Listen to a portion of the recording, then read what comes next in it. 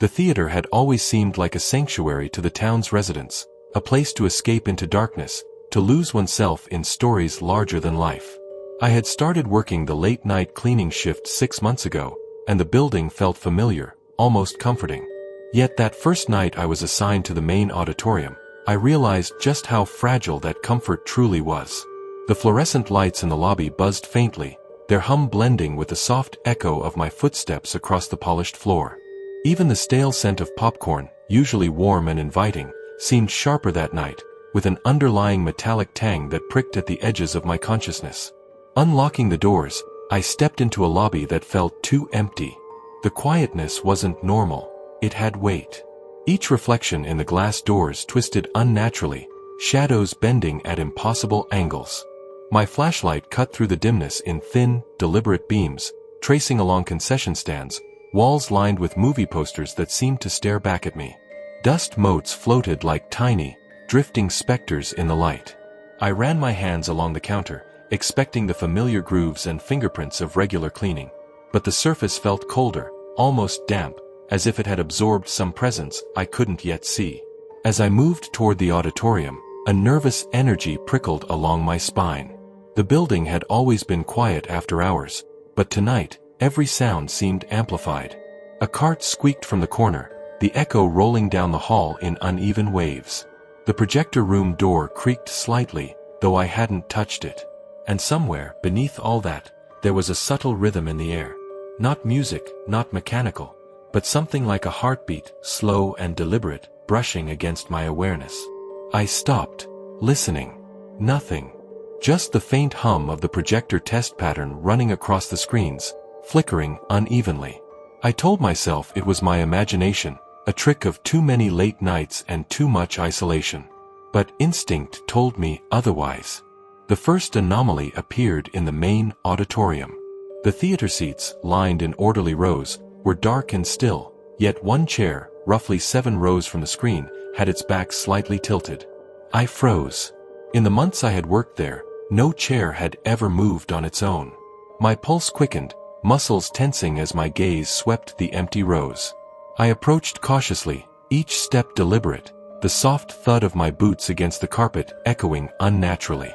Dust disturbed, nothing seemed out of place, but the tilt remained. I pressed my hand along the seat's back again, feeling only the worn fabric and wood beneath. Still, that subtle crookedness gnawed at me. Something had been here, something deliberate. I continued down the aisles, checking the emergency exits and corners as per protocol, but every shadow felt alive. My flashlight caught fleeting shapes at the periphery of my vision, flickers, movements that vanished when I turned to look directly.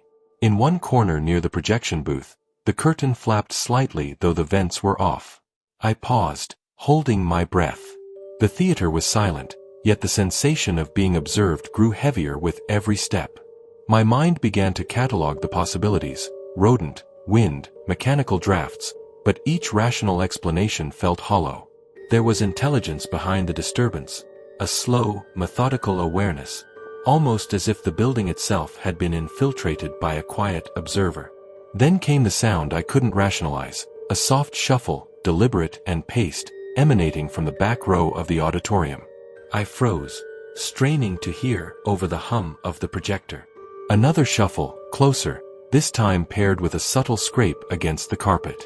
Not erratic, not random, measured.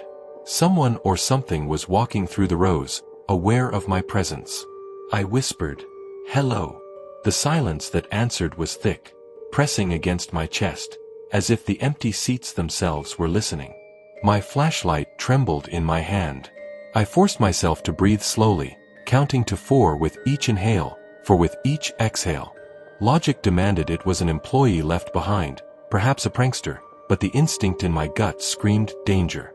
I advanced slowly toward the back, keeping to the center aisle. Each step seemed amplified, the theater responding to my presence. That's when I saw it, a figure seated at the very rear of the room, slumped against the wall, head bowed. At first, I thought it was an abandoned mannequin left for decoration, but then the subtle rise and fall of the shoulders confirmed what my mind refused to accept. Breathing. Slow, measured, intentional. My heart thudded in my chest as I considered my options. Confront, retreat, call for backup? Every decision felt too late, as if the figure had been waiting for me all along, aware of my patterns, my movements, even my thoughts. I whispered my next steps to myself, moving carefully, never breaking eye contact, never giving the figure reason to act. The air grew colder, carrying with it the faint metallic scent that had haunted me since entering. The lights above flickered, casting long shadows across the seats. The figure remained unmoving, yet its presence filled the space, dense and palpable. I realized then that the danger wasn't in what it might do physically, but in what it represented, a silent mastery over perception, a predator testing the boundaries of fear. I whispered my next steps to myself, moving carefully, never breaking eye contact, never giving the figure reason to act. The air grew colder, carrying with it the faint metallic scent that had haunted me since entering. The lights above flickered, casting long shadows across the seats. The figure remained unmoving, yet its presence filled the space, dense and palpable. I realized then that the danger wasn't in what it might do physically, but in what it represented, a silent mastery over perception, a predator testing the boundaries of fear. By the time I reached the back rows, the figure was gone. No footprints, no movement, no disturbance beyond the subtle chill left behind. Yet the theater felt different, charged, aware, alive with unseen scrutiny. I inspected every corner, every exit, convinced I would find an explanation, but found nothing. Only the faint hum of the projector and the heavy, deliberate silence of the empty seats. I backed away slowly, breathing shallow, muscles tense, eyes scanning shadows that now seemed more threatening than ever. When I returned to the lobby, the night's work continued in routine, dusting shelves, wiping counters, restocking candy, but the sense of unease lingered. Every reflected image in the glass doors seemed altered, every echo of my footsteps carried a hidden weight. The shadows along the walls weren't static anymore, they shifted ever so slightly, teasing my perception. I realized with a sinking certainty that someone, or something, was playing a long game. They were observing, cataloging, learning. The theater, a place of stories and escapism, had become a field for something patient, deliberate, and unervingly intelligent. That night ended without incident. No confrontation, no attack, nothing overt. Yet I couldn't shake the sense that the evening had changed me. The empty theater, once mundane and familiar, had revealed itself as something more, a space where ordinary life and quiet menace could intersect in the most subtle, terrifying ways. I knew, as I left and locked the doors behind me, that this was only the beginning.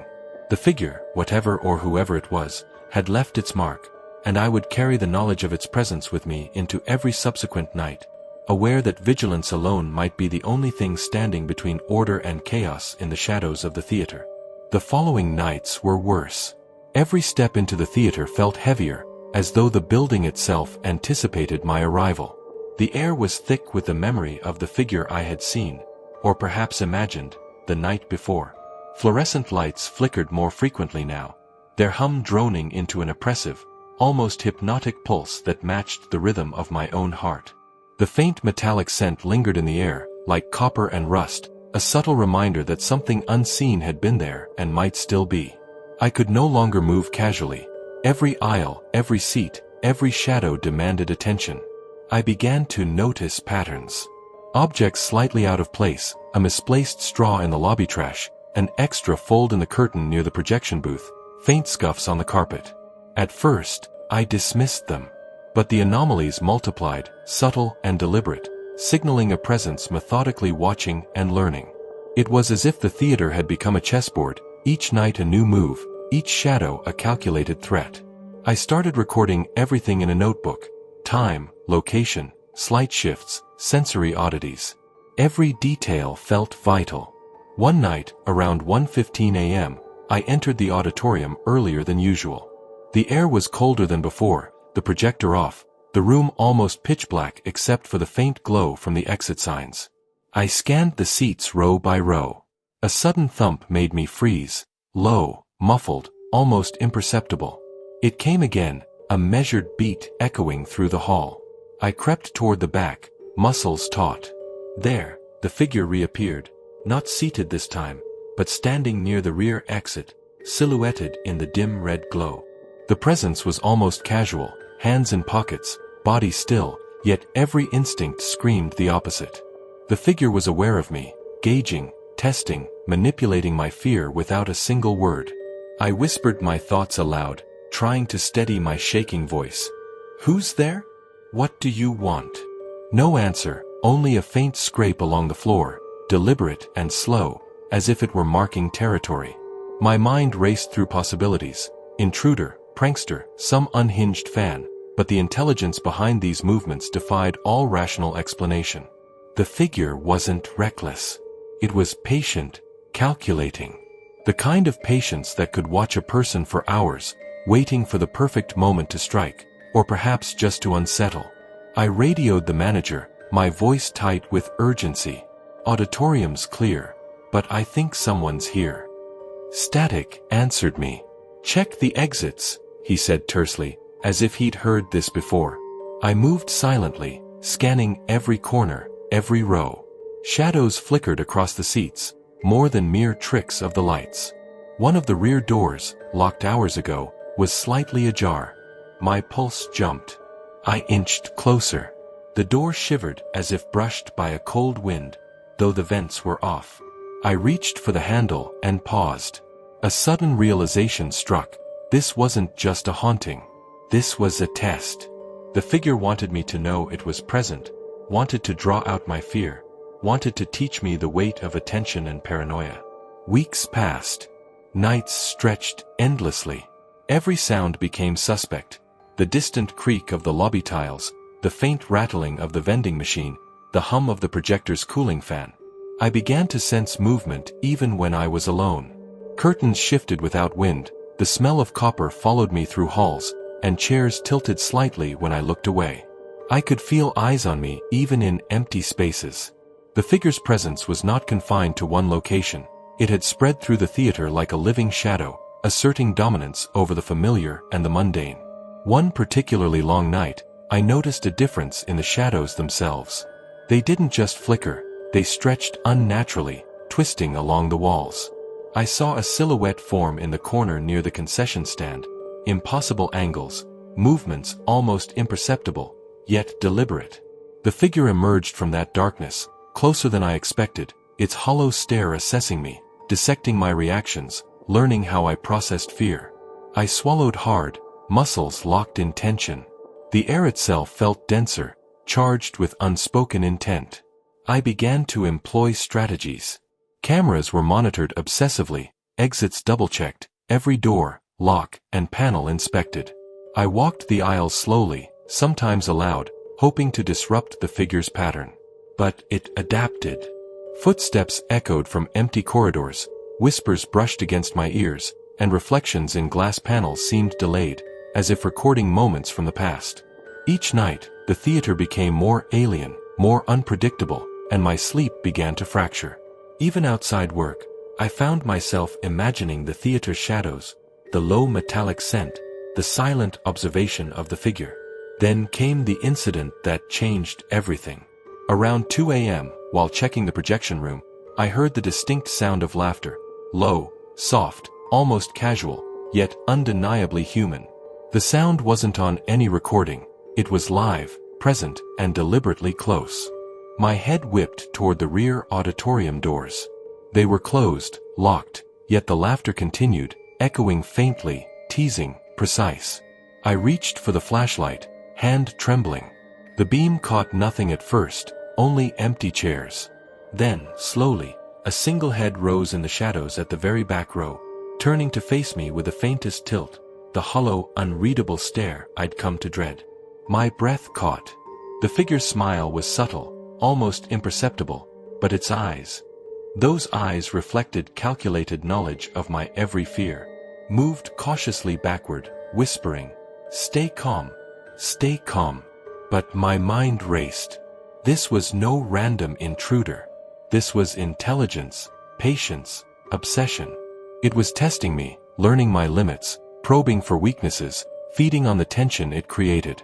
My radio crackled faintly, static interspersed with fragmented words from the night manager. I ignored it, knowing that my focus had to be singular. I couldn't afford distraction. As I reached the auditorium doors, a low thump behind me made me spin. Empty. Yet the echo lingered, a heartbeat in the darkness. Then another thump, slower, deliberate. It followed me as I walked toward the lobby, along with a whisper, so soft I could barely hear it, like air brushing across the back of my neck. I froze. The whisper repeated, unintelligible but intent, a presence narrating my fear, confirming its dominance. My flashlight's beam caught nothing tangible, only flickering reflections and stretched shadows, yet I felt its gaze. By 3 a.m., the theater was officially closed, yet the sense of being watched persisted. Every empty hallway, every silent projection booth, every still chair became a focal point of anxiety. My body moved automatically through cleaning routines, but my mind was locked on anticipation. The figure had embedded itself into the building, into the environment, into the very rhythm of my nights. I realized, with a chill that clutched my bones, that no protocol, no lock, no camera could fully contain it. Vigilance alone would not protect me. Understanding the psychology, predicting the patterns, and embracing the terror might be my only defenses. The final nights came like a storm that no one could see, only feel. The theater's once familiar hallways had transformed into corridors of dread, every sound magnified, every shadow a potential threat. By this point, I had memorized every inch of the building, every exit, every blind corner, but knowledge offered no comfort. I had learned that fear wasn't tamed by familiarity, it was deepened by it. That night, the lobby was empty except for me and the low hum of the vending machines. I could feel the air thickening, charged with anticipation. The faint metallic tang returned, sharper now, closer, almost tasting it on my tongue. My flashlight beam flickered as I swept it across the snack counters and ticket booths. Then I heard it, the slow, deliberate shuffle of footsteps in the far end of the auditorium. I froze. Every instinct screamed that this was it, the figure fully aware I was prepared, testing the last layer of my nerves. I entered the auditorium cautiously, each step echoing against the walls. The seats stretched out like rows of silent witnesses. Then I saw it. Near the projection booth, the figure leaning casually against the railing, as if the chaos it had sown in my mind was nothing more than a personal amusement. Its hollow stare pierced through the dim glow of the exit signs. The faintest smirk tugged at its lips, confirming that this was no mindless intruder. It was predator and theater in one, a being attuned to fear itself. I reached for my radio. Daniel, he's here. Near the booth. Static answered, but my words were swallowed by the theater's cavernous darkness. I realized then that help might not arrive in time, that this confrontation was mine alone. Heart pounding, I moved along the aisles, careful not to create a rhythm, not to offer cues. Shadows stretched across the walls, twisting unnaturally, alive in a way that made my stomach tighten. I could feel its gaze tracking me, not just observing but calculating. Suddenly, the projector flickered to life on its own, casting a sudden, harsh light across the auditorium. Images from old trailers danced across the screen, distorted, echoing with whispers I couldn't place. I spun around, flashlight shaking, catching glimpses of the figure now closer, moving with a quiet precision that defied human pacing. It was almost invisible in the semi-darkness, yet impossible to ignore. My mind raced through escape routes, hiding spots, strategies, but nothing seemed sufficient. The theater itself had become a weapon, every corner a trap, every shadow a conspirator. I tried to speak, to confront, but my voice caught in my throat. The figure stepped forward, and with that movement, the air shifted. It was silent yet deafening, commanding yet invisible. I could feel my pulse echoing in my ears, rapid and raw. And then, the whisper came, soft and measured, crawling along my nerves. You know I've been here all along. Time fractured. Seconds stretched into minutes. I could feel my rational mind slipping as every sound, every scent, every flicker of light was amplified, twisted, made alive by my own terror. The figure moved closer, yet remained just out of reach, a phantom orchestrating fear with precision. The shadows behind the seats seemed to pulse, The carpet beneath my feet was alive, carrying the memory of each of its steps. My hands were shaking, my breath shallow. I realized that the figure's power wasn't in violence, it was in the psychological dominion it exercised, the control it had over perception itself. Then came the revelation. It wasn't just one figure. In the periphery of my vision, other shapes flickered in and out of existence, subtle and silent, moving like shadows within shadows. They were extensions, or perhaps manifestations of the primary presence, each one feeding into the tension, multiplying the terror. The theater had become a living labyrinth, and I was at its center, observed, studied, challenged. I had to act.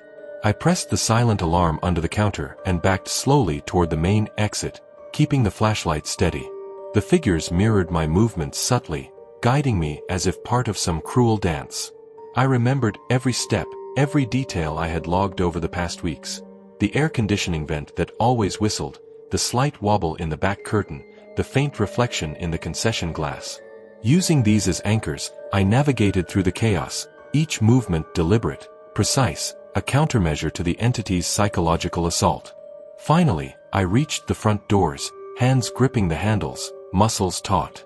The figures had withdrawn, just barely perceptible in the corner of my vision, as if letting me leave was part of their game.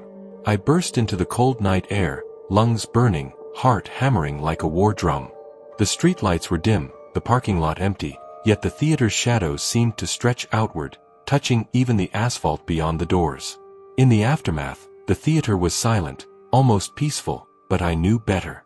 The figure, or figures, remained, embedded in the architecture, in the air, in the very perception of anyone who entered after me. The psychological imprint was undeniable. The memory of being watched, of the deliberate manipulations, of the quiet but omnipresent terror. Weeks later, I returned during daylight, the normalcy of the theater almost jarring. Patrons laughed, staff moved casually, the projectors hummed. But I saw the faint traces of shadows, the slight anomalies in the lighting, the subtle misalignments that whispered of the unseen presence. I realized something vital. Horror doesn't always arrive with violence.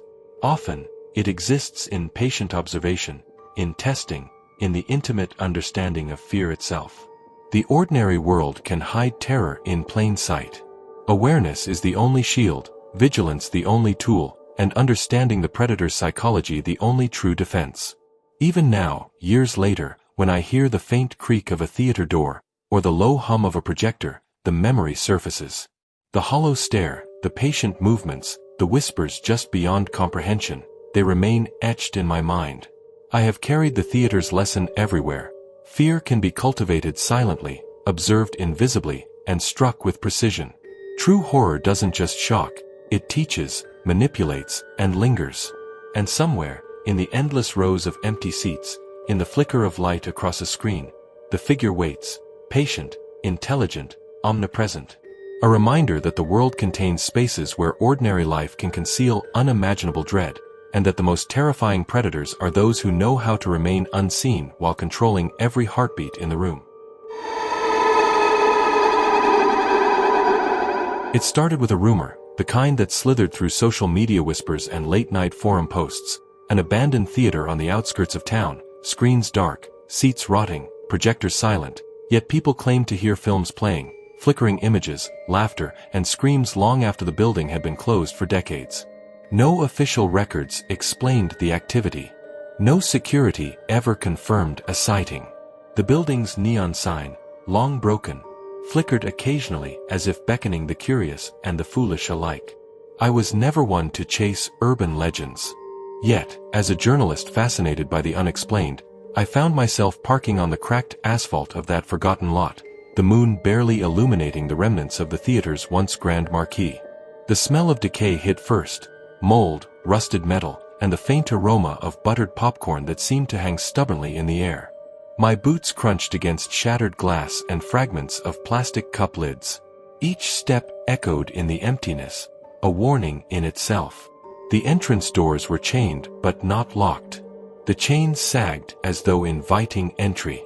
Inside, the theater had the eerie stillness of a mausoleum. Rows of seats were coated with dust, the fabric worn and frayed. Posters, yellowed and curling, clung to the walls, shadows of blockbusters from decades past. I shivered, not from the cold, but from the sensation of being watched, of eyes following me from unseen corners. Every flick of movement seemed amplified, the faintest whisper of air carrying into what felt like an abyss.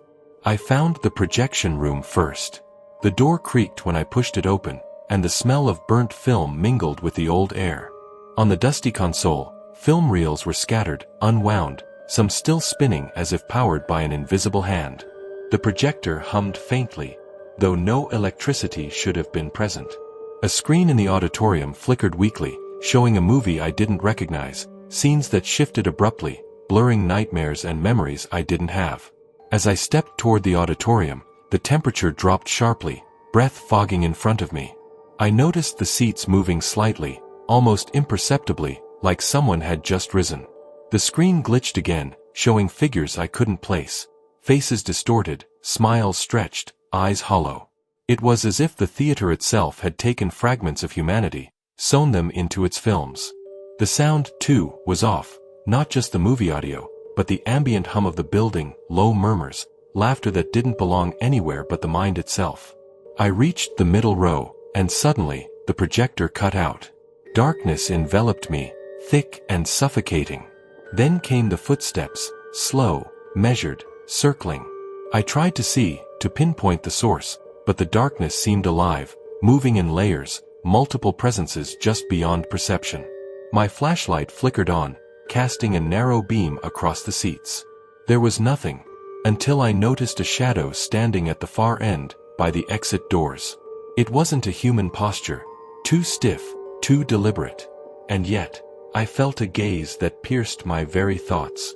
I called out, my voice echoing unnaturally. "Hello? Anyone there?" No answer.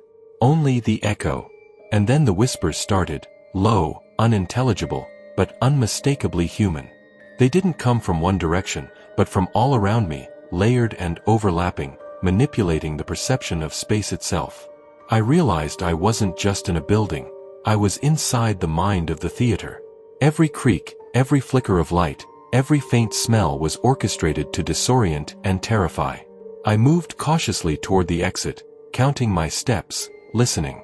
A hand brushed my shoulder. I spun, but no one was there. My heartbeat thundered in my ears, each beat a drum of dread. The whispers grew louder, merging into something almost intelligible. "You shouldn't have come. You don't belong. Watch." The projector flickered back on, showing a film that reflected my own movements, my own exploration, as if the theater had become a mirror not of appearance, but of thought. The seats shifted again, and I saw them. Figures seated, shadows of past patrons, faces frozen mid-expression of fear or joy, their presence intangible yet undeniably real. One figure rose slowly, gliding down the aisle toward me, motionless in its steps yet advancing relentlessly. I stumbled backward, tripping over debris, my flashlight clattering to the floor. The beam caught the figure's face, hollow eyes, stretched features, yet familiar, like a memory stolen from a dream. It raised its hand, pointing toward the screen. The screen warped violently, images overlapping, scenes of me in that theater, my own face flashing across the frames, expressions of panic, curiosity, and fear. A whisper, louder this time, threaded into the ambient noise. "You are part of the story now, forever." My legs moved on their own, toward the exit, guided or compelled by some unseen force. The figures multiplied, rising silently from their seats, forming a procession behind me. The theater pulsed like a living thing, walls breathing, air thick with anticipation and dread. When I finally burst through the doors into the cold night, the parking lot was empty again. Yet, as I looked back, the theater's marquee flickered with a dim light, a single word appearing as if etched into the neon: "Stay." My rational mind screamed for explanation, but fear had embedded a seed too deep to remove. I drove away, hands gripping the wheel, senses taut, the whispers replaying in my mind hours later. Days turned into weeks, but the theater lingered in my perception. In every dark room, in every flicker of a projector, I sensed its presence, waiting patiently. I never returned, yet I realized the truth. Some spaces never die, they remember. They record fear, curiosity, trespass, and they wait for the next mind brave or foolish enough to enter, to become part of the story, forever. The days after that night were surreal. I couldn't shake the images of the figures, the whispers that seemed to thread into my thoughts like fine needles, pricking me at random moments. Every time I closed my eyes, the flickering screen appeared, my own face staring back, framed by shadows that weren't mine but somehow were. Sleep became a fragile state, each attempt to rest disrupted by echoes of the theater. I tried rationalizing it, stress, imagination, overactive mind, but nothing explained the tactile sensation of eyes tracing me even in daylight. I returned to my apartment, seeking normalcy. The city hummed in its mundane rhythm, indifferent to my terror. Yet, in the quiet corners, the flicker of a television, the hum of an elevator, the soft rustle of papers, there it was again, the theater. Its presence had invaded my perception, and with it, a creeping awareness that curiosity and fear were the threads the building fed upon. I realized I had become a participant, no longer an observer. One evening, compelled by a mixture of dread and obsession, I decided to photograph the theater from the street. Its facade was dark, abandoned, seemingly inert, yet something compelled me to look closer. In the lens of my camera, the marquee flickered faintly. I zoomed in, and on the decayed sign, I swear I saw movement, figures shifting behind the glass, some leaning toward the street as if aware I was watching. My hands trembled as I lowered the camera. I wasn't sure if it was reflection, shadow, or something alive. Weeks later, I met an old projectionist named Carl, someone who had worked at the theater before it closed. His eyes were clouded, haunted. Over coffee in a dimly lit diner, he spoke in hushed tones. That theater, it doesn't forget. Everything that passes through becomes part of it. Films, people, even their fear. You didn't just witness it, you became part of the collection. His words were chilling, a confirmation of the irrational unease I'd carried. I tried to walk past it once, under the sunlight, rationalizing that daylight would protect me. But the closer I approached, the heavier the air felt, the shadows stretching unnaturally across the cracked asphalt. A single, fleeting movement at the shattered glass doors caught my eye, something or someone mimicking my approach, perfectly in sync, yet silent. I ran. Months passed, and I avoided that part of town. Yet the theater's influence lingered. Friends noticed me flinch at flickering screens, pause at creaking floors, hesitate when shadows seemed unusually patient. I realized the terror wasn't bound to the physical space, it had attached itself to perception itself, sharpening instinct and paranoia alike. It had taken a fragment of me and stored it among the shadows of its seats, alongside every other curiosity, fear, and trespass. The final confirmation came unexpectedly. One night, scrolling through old social media threads, I saw it, a blurry video uploaded by someone claiming to explore the abandoned theater. The camera panned slowly over the empty seats. But there, for a split second, a figure appeared. Familiar posture, hollow eyes, subtle tilt of the head. I froze. The whispers returned, faint but clear, echoing in my mind. You're part of the story now, forever. I shut my laptop. The room was silent, yet I could feel the theater watching, patient, eternal. It was then I realized some horrors are not bound by time or walls, they transcend memory, perception, and space. The forgotten screening wasn't a place, it was an experience, a presence, a living record of human curiosity and terror. And I had left my imprint. Even now, years later, in quiet moments, alone in a dark room, a projector flickering, or a faint creak from a corner, I feel it. The theater waits, patient and immortal, collecting those drawn to it, feeding on the interplay of fear and fascination. And though I never returned, I know the truth. Once it touches you, it never truly lets go. It becomes a part of your reality, lingering in the shadows, a permanent reminder that curiosity can carry a price beyond imagination. The forgotten screening remains on the edge of the city, abandoned yet alive, silent yet whispering. And somewhere, in the fold between the seen and unseen, I am still there, watching, remembering, trapped in the cinema that never ends. It started on a winter night when the air smelled of damp asphalt and forgotten popcorn. I had been working as a projectionist at the Old Century Theater on Elm Street, a place that had long ago lost its audience but not its pulse. The building groaned and shifted as if complaining about the weight of its own emptiness. Every creak of the floorboards, every groan of the aging ventilation system, felt deliberate, as if the theater itself were breathing, awake, and waiting. The first screening was supposed to be routine. A classic noir film, grainy, with reels that smelled faintly of vinegar and dust. I arrived early, as always, double-checking the projector, rewinding reels, making sure each film cell was threaded perfectly. The smell of the film chemicals mingled with the faint odor of mildew, creating a sensory cocktail that made the space feel alive. Something about the theater at night always made it feel sentient, and tonight was no different. By 11:45 p.m., I was alone in the projection booth, the hum of the projector ready to start. But as I adjusted the focus, I noticed a flicker on the screen, not from the projector, but from shadows, tiny, darting across the empty rows of seats. I froze. For a moment, I convinced myself it was my own reflection, a trick of the dim light. But the movement persisted, subtle yet deliberate, as if something was pacing, waiting, and watching. A low, almost imperceptible whisper rose from the auditorium below. It wasn't a word, not a phrase, just a sound, human-like but distorted, a thread of static and breath that sent a chill crawling up my spine. My hands tightened around the control panel.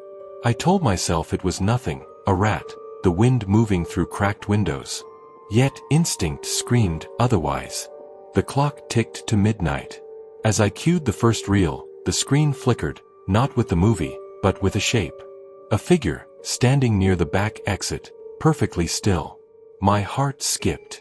I tried to convince myself it was a trick of light, but my gut told me differently. Whoever, or whatever, it was, had been waiting for the theater to empty. And it was aware of me. I grabbed the flashlight, the beam cutting through the darkness like a thin knife. The air felt heavier with every step I descended the stairs from the booth. The scent of old carpet, mold, and stale popcorn grew pungent, almost suffocating. Each row of empty chairs became a corridor of potential threat. I scanned the back exit. The figure had vanished, but the sense of presence remained, lingering like smoke, infiltrating every nerve in my body. I forced myself to continue the screening, hands trembling on the projector controls. The movie began, shadows dancing across the screen in rhythm with the flickering light. Yet, from the corner of my eye, I caught movement again, tiny, deliberate, always at the edge of my vision. My mind raced. Was I imagining it? Or was something playing with me, feeding off my fear, drawing me deeper into the theater's hold? Midway through the film, a loud thump echoed from the balcony. My pulse leapt. I shone the flashlight upward, illuminating cracked railing and empty seats. Nothing. The theater, in its decay, should have creaked. But this felt intentional, as though the sound had weight, purpose, direction. Then, a whisper again, this time distinctly human, close, just behind me. I spun. Empty. Only the projector's light flickered across the walls, revealing peeling paint and cobwebs. Hours passed, or maybe minutes. Time lost meaning in the theater's embrace. Every shadow felt alive. Every distant creak became a message. The film's noir characters moved with effortless charm on the screen, oblivious to the terror in the room. And then, as if the building itself had decided, the projector jammed. The reel stopped mid-frame. The theater fell into suffocating silence, the kind of silence that presses against eardrums and makes every heartbeat thunder. From the corner of the room, movement. A figure stepped into the aisle, pale in the ghostly light of the projection lens. Not fully human, not fully shadow, it watched, smiling faintly. My rational mind screamed at me to run, but my legs froze. It didn't move toward me. It didn't speak. It just observed, as if measuring my fear, cataloging my every reaction. I retreated toward the booth, heart thudding against my ribs like a warning drum. Every instinct told me to escape, yet something compelled me to watch, to record, to remember. This was no ordinary intruder. It wasn't here for theft, for vandalism. It had come for the experience of the theater, the loneliness, the human fascination with its emptiness. Then, as suddenly as it appeared, the figure vanished. The projector flickered back to life. The film continued. I tried to convince myself it was a hallucination, stress, the building playing tricks. But when I reviewed the security footage the next day, there it was. The shadowed figure, always at the periphery, never fully captured, always watching, always aware of me. And in the corner of one frame, just for a fraction of a second, my own face appeared projected onto the wall behind it. Not reflected, but integrated, as if the theater had claimed me, stitched me into its shadows. By dawn, I left the theater trembling, vowing never to return alone. But the seed had been planted. Curiosity, fear, fascination, they were intertwined now. And the theater had learned that I was susceptible. Every instinct, every flicker of shadow, every creak of a floorboard had become a message. It was patient. It would wait. It would teach me the theater's lesson fully. I returned the following night, though a part of me screamed against it. The theater seemed different now, almost expectant. The smell of mildew mixed with aged popcorn hung heavier in the air, and the faint buzz of the flickering lights felt like a heartbeat echoing through the empty halls. I told myself it was just routine maintenance, that I needed to check the projector and ensure no damage had occurred. But deep down, I knew the theater had marked me, and it had plans. The first reel began without incident, the grainy images flickering across the screen in their usual rhythm. Yet, as the film rolled, I felt that familiar presence creeping into the room. Subtle at first, a shadow at the edge of my vision, a whisper just beyond comprehension. My skin prickled. Every instinct screamed, pay attention, notice, anticipate. I scanned the empty aisles, the balcony, the crumbling seats, my flashlight cutting through the darkness in slow, deliberate sweeps. At 12:30 a.m., I noticed movement behind the concession stand. A shape, hunched slightly, as if hiding, yet observing. My pulse quickened. I crouched, trying to make myself small, less noticeable, as if the figure could read my fear and use it against me. I remembered the footage from the previous night, how it lingered, how it measured every twitch, every blink, every shallow intake of breath. And I realized then, it wasn't just haunting the theater. It was studying me, learning me, preparing me. I whispered to myself, almost silently, I am aware now. I see you. The words seemed to vanish into the darkness. The figure shifted. A footstep. Or was it the theater itself, settling, moving, alive? I couldn't tell. Shadows twisted unnaturally, cast from the flickering light, bending at impossible angles, forming shapes that suggested more than mere inanimate objects. Suddenly, a scream, or something like it, echoed from the balcony. My heart leapt into my throat. I froze. The sound was distant, hollow, distorted, yet unmistakably human. My mind raced. Was it my imagination? Or was it another visitor, another fragment of the theater's malevolent intelligence, meant to lure me into error? I forced my feet to move, ascending the stairs to the balcony, each step deliberate, controlled, conscious of every creak and groan beneath my weight. On the balcony, the air was colder, sharper. The smell of damp concrete mixed with the acrid odor of old film chemicals. I swept my flashlight over the seats. Empty. But in the farthest row, I saw it. A small, almost imperceptible shift in shadow. Something crouched, watching, waiting, aware of my gaze. I raised my flashlight, beam cutting across the figure. It vanished. Just like that. No reflection, no trace. Only the faint echo of its presence lingered. My thoughts became a battlefield. Fear warred with curiosity. Rationality warred with the irrational. The theater had become a puzzle, and I was both the player and the prize. I returned to the projection booth, hands shaking slightly as I restarted the reel. The film flickered, the reel spinning. The familiar hum filled the room, yet nothing felt familiar anymore. I felt a presence behind me again, heavier now, pressing into the back of my skull, into the very marrow of my bones. Then, the projector jammed. Darkness swallowed the auditorium, the screen black, the light extinguished. Silence enveloped everything. My breaths were loud, ragged, each exhale a confession to the darkness. And then I heard it, a whisper, unmistakable this time, directly behind me. "You shouldn't have come back." I spun. Empty. But the air was thicker now, oppressive, like water filling the space around me. My flashlight flickered violently, then steadied. I scanned the room, the balcony, the aisles. Nothing. And yet, the feeling persisted. Someone, or something, was moving, circling, never close enough to confront, never far enough to ignore. Minutes passed, or hours, I couldn't tell. Time became meaningless. Then, from the far screen, the film began to play itself, without the projector. Frames flickered, the images twisting, morphing into something unnatural. Faces appeared where none had been, expressions contorted in silent screams. I stumbled back, my stomach knotting, heart hammering. I tried to shut it off, but the control panel refused my commands. The theater had taken control. It wasn't just the figure, it was the entire building, the machinery, the shadows, the very air. A cold wind gusted from the back exit. I turned. The door creaked open, revealing nothing but darkness, the night itself seeming to bleed into the theater.